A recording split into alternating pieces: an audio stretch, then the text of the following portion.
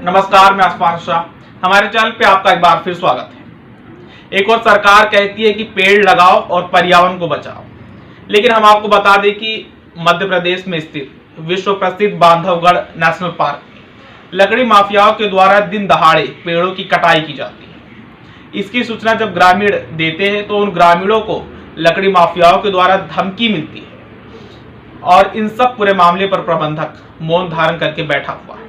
क्या है पूरा मामला, देखिए हमारी इस खास रिपोर्ट। उमरिया जिले के बांधवगढ़ नेशनल पार्क से लगे कोर एरिया के धमोखर रेंज के रोहिनिया गांव से सटे छोटा हार का है, जहां पर सैकड़ों पेड़ों की कटाई मशीनों के मदद से की जा चुकी है। मामले की जानकारी जब ग्रामीणों द्वारा पार्क अमले और राजस्व विभाग को देते हैं तो उल्टे उन्हें ही वन विभाग की तमाम धाराओं में फंसा देने की धमकी दी जाती है, जिससे ग्रामीणों में भय का माहौल बना हुआ है। इस संबंध में पार्क के अधिकारी भी मानते हैं कि पेड़ों की कटाई की जा रही है और कटे पेड़ों की जब्ती भी बनाई गई है। और रही बात ग्रामीणों की शिकायत की, तो अगर ऐसा हो रहा है तो आमला कार्रवाई क्यों नहीं कर रहा।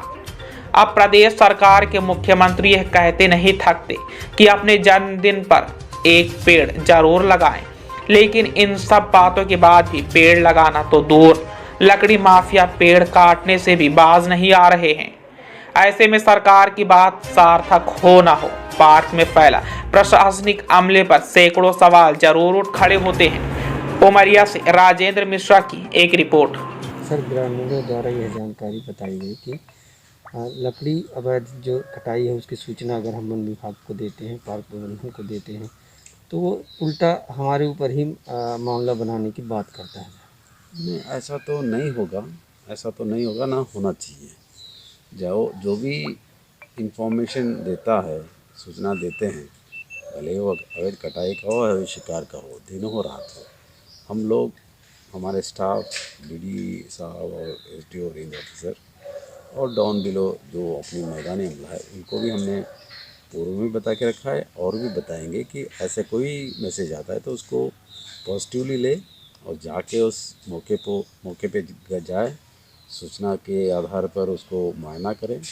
यदि वहाँ पे कुछ अवैध होता है तो उसका कार्रवाई करें। ये समस्या सर आज कम से कम 4 साल से चल रहा है। ये समस्या ये पहले दुधरिया तरफ चलता रहा, अभी इन साल यहाँ से घुस गए। हमने देखा यहाँ पे जंगल विभाग को सूचित किया, राजस्व विभाग को सूचित किया, उनने आए यहाँ पे पंचनामा बनाया, पंचनामा में दस्तखत किए, हमने दस्तखत किए पंचनामा में दस्तखत करने के बाद में हमको धमकी दिया जाता है कि आपको जान से मरवा देंगे। क्यों, क्या करते हैं लोग?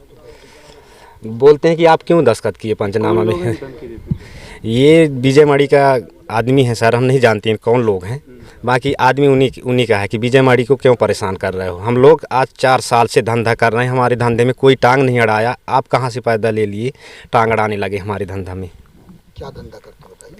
धंधा यही धंधा कि जो हम लट्ठा बल्ली निकालते हैं, लकड़ी काटते हैं, इसमें कोई हमारा वो नहीं किया है। आप करने लगे, आप कहाँ से पैदा ले लिए। आज हम 4 साल से कर रहे हैं धंधा, बाकी किसी ने हमको नहीं बोला आज तक। हम लोगों ने कहीं शिकायत की है? शिकायत हमने फिर कलेक्टर पास किए सर जी, तो कलेक्टर साहब ने पटवारी साहब को भेजा यहाँ पे, तो आए तो मौके में पंचनामा बनाया, दस्तखत किए हमने, उसी की वजह से हमको धमकी दिया जा रहा है कि जान से मार देंगे। मेरा नाम जगन्नाथ महारा, ग्राम रोहनिया के रहने वाले हूँ मैं। ये क्या कटाई हुई है, क्या है? ये हम लोग ये आरा से फेटी से कटाई हुआ है। हमने ग्राम पंचायत रोहनिया के जंगल विभाग को अगर किसी को बताते हैं तो हमारी जान को खतरा होता है। जो कि ये लकड़ी जब कटा, यहाँ दूल्हा हार है, ये जो कुछ लोग यहाँ खेती किए हैं, खेती करने के बाद में हमारे गांव में जो फॉरेस्ट विभाग यहाँ रात दिन इन्हें घुमाई भी करते हैं, हमारे लिए सब यहाँ अवैध रूप से जो कि यहाँ रोक लगाया जाता है। ये नहीं पता कि यहाँ से आके जो आरा फेंटी किया जाता है लाइट खींच के तार में, तो उनके लिए कोई नहीं बोलते हैं। हम लोग गरीब आदमी यहाँ अगर किसी से वो बोलते हैं तो बोलते हैं जान से धमकी मारने की धमकी दे रहे हैं। यहाँ राजस्व विभाग और वन विभाग आया, हमने यहाँ खेत आए रहे, हमको बुलाए कि यहाँ ये बताओ ये लकड़ी काटा है तो उसमें हम पंचनामा बनाए। हमको विजय माड़ी गौतम ने मेरे घर में जाके बोलता है कि मैं तुमको जान से मरवा दूंगा। मेरा एक बच्चा है, पढ़ता है उमरिया में, बोला काली स्कूल में रहता है, किसी बच्चे को गोल करवा दूंगा। मैंने जब मेरे को ऐसा बोला तो मैं क्या किया कि मैं जाके कलेक्टर साहब के यहाँ जाके रिपोर्ट किया एसपी साहब के हमें जाके रिपोर्ट किया, जाके हरिजन थाना में किया कि तुम महाराज तुम नीच जात हमसे पंडितों से पंगा ले रहे हो, हम तुमको जहाँ नहीं तहाँ डुबा देंगे, तुम्हारी अंश औलाद मिटा देंगे। हमको जान को खतरा भी है सर जी। तो हमको फिर कलेक्टर साहब ने जब वन विभाग को बताया, हमें कोई साथ नहीं दिया, तो फिर कलेक्टर साहब को बात की, तो फिर तहसीलदार को फ़ोन लगाया, तो हमारे पास पटवारी साहब आए, फिर यहाँ मौके पे आके जांच किए, तो यहाँ सब कुछ पाया गया। इसके बाद हमारे पास धमकी चालू हो गया। वो लकड़ी कहाँ गई? और जो पिछले साल राजकुमारी के दुधारिया नाला के पास लकड़ी काटे हुए थे, यानी एक आध दो बार पीछे से भी एक धंधा चल रहे हैं। इसके बाद जब लकड़ी कटाई हुआ तो उसकी जब्ती हुआ। वन विभाग और राजस्व विभाग वहाँ दोनों आए, पंचनामा बनवाए गांव वाले ने। जब गांव वाले ने पंचनामा बनवाए तो जंगल विभाग के अंदर है लकड़ी, राजस्व के विभाग में। गांव वाले वहाँ से चले गए। वो लकड़ी पता नहीं न डेपो पहुँचा न चौकी आए, वो लकड़ी कहाँ चला गया।